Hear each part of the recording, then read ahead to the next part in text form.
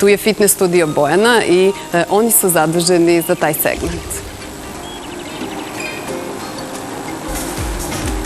Zdravo svima! Za danas smo vam pripremili jedan plank niz sa malim dodacima. Plank se smatra jednom od vežbi i pozicijom koja najbolje aktivira sve mišiće u telu. Ne možete da omašite da neki mišić ostane neaktiviran. Ajmo, devojke, polako, izvučemo se na prste i prvo ćemo raditi otvaranje od stranu. Krećemo zajedno, idemo hop, otvorim, zadržim, vratim na sredinu, otvorim, zadržim, vratim na sredinu. Ono što je jako važno jeste da ovime prebacujemo težinu tela sa jedne na drugu stranu, aktiviramo tu stranu mišića na koju se otvaramo. Još samo 2.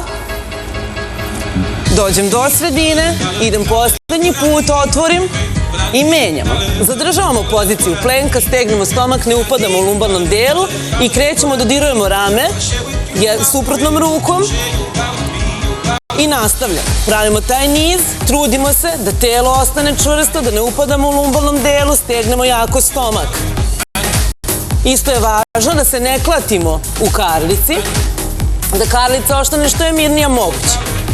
Još samo 4, 3, još 2 i poslednji put.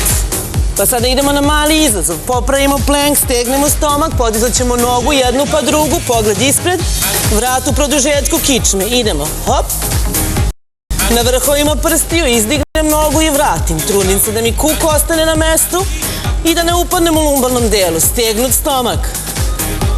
Još samo 4, 3, 2 i poslednji. Sve ove prikazane varijante, lagano se spustimo na kolena, sve ove prikazane varijante mogu se raditi sa kolena, to su lakše varijante. Idemo da aktiviramo malo gluteusne mišiće. I eto, videli ste kako treba vežbati. Ovo su neki osnovni savjeti